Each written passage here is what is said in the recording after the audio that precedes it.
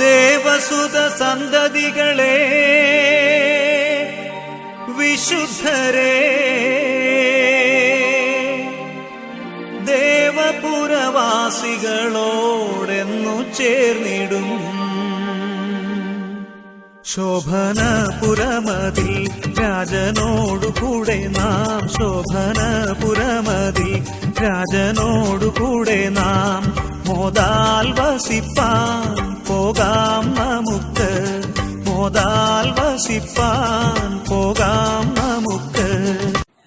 ദൈവവചന ചിന്തകൾ കേൾക്കുന്ന എല്ലാ മാന്യ ശ്രോതാക്കൾക്കും ക്രിസ്തീയ വന്ദനം. 81 സങ്കീർത്തനം 7 വാക്യം. കഷ്ടകാലത്ത് നീ വിളിച്ചു, ഞാൻ നിന്നെ വിടുവിച്ചു.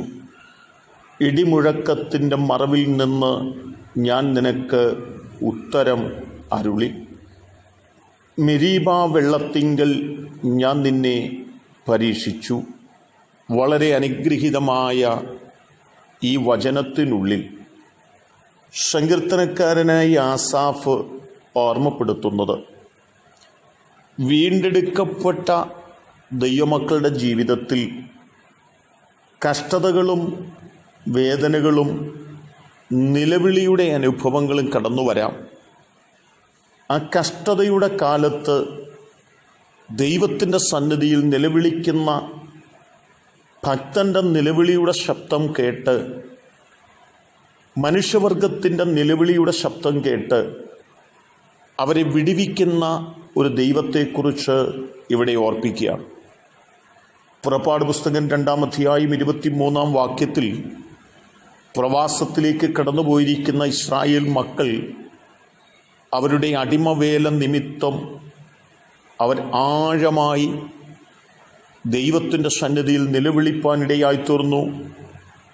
അവരുടെ നിലവിളി സ്വർഗത്തിലെത്തുകയും ആ നിലവിളിയുടെ മുൻപിൽ സർവശക്തിയുള്ള ദൈവം അബ്രഹാമിനോടും ഇസഹാക്കിനോടും യാക്കോബിനോടും ചെയ്ത നിയമങ്ങൾ ഓർക്കുകയും നിലവിളിച്ച ഇസ്രായേൽ മക്കളെ വിടുവിക്കുകയും സഹായിക്കുകയും ചെയ്തു എന്ന് അവിടെ ഓർപ്പിക്കുന്നുണ്ട്. മെരീബാ വെള്ളത്തിങ്കലും ഇടിമുഴക്കത്തിൻ്റെ മറവിലുമൊക്കെ അവർക്ക് വേണ്ടി വെളിപ്പെട്ട് അവരെ വിടുവിക്കുകയും അവരെ ശക്തരാക്കുകയും അവരെ നിലനിർത്തുകയും ചെയ്ത സർവശക്തിയുള്ള ദൈവത്തെക്കുറിച്ചാണ് ആ വാക്യങ്ങളിൽ കാണുവാൻ സാധിക്കുന്നത്. ക്രിസ്തീയ ജീവിതമെന്ന് പറയുന്നത് കഷ്ടതകളും വേദനകളും ദുഃഖങ്ങളും ബുദ്ധിമുട്ടുകളും ഞെരുക്കങ്ങളും ഒക്കെ നിറഞ്ഞതാണ്.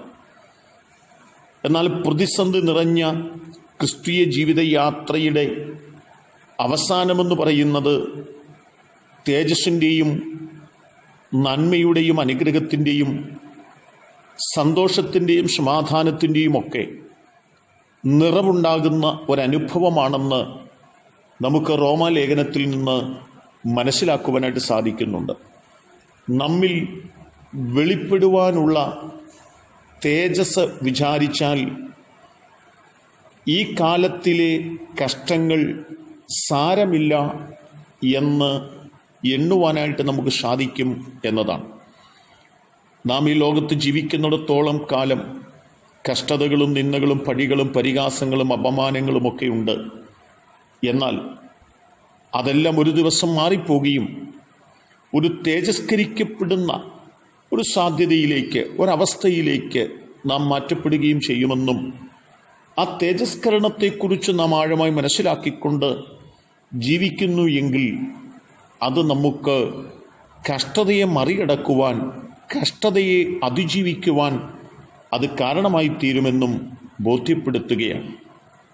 ആകയാൽ എന്നെ കേൾക്കുന്ന പ്രിയപ്പെട്ടവരെ, നമ്മുടെ ജീവിതയാത്രയിലേക്ക് കടന്നു വരുന്ന കഷ്ടത കണ്ടിട്ട് ഭയപ്പെട്ട് മടങ്ങിപ്പോകുന്നവരായിട്ടല്ല, ദൈവത്തെ കുറ്റം പറഞ്ഞ് ജീവിതത്തിൽ മുൻപോട്ട് പോകുന്നവരുമായിട്ടല്ല, ഈ കഷ്ടതയ്ക്കപ്പുറത്ത് നമ്മിൽ വെളിപ്പെടാൻ പോകുന്നൊരു തേജസ്സുണ്ടെന്ന് തിരിച്ചറിഞ്ഞുകൊണ്ട് ആ മനോഹര ദിവസത്തിനു വേണ്ടി, ആ നല്ല നാളിനു വേണ്ടി പ്രാർത്ഥനയോടെ മുന്നേറുന്നവരായി തീരുവാൻ നമുക്ക് ഉത്സാഹിക്കാം.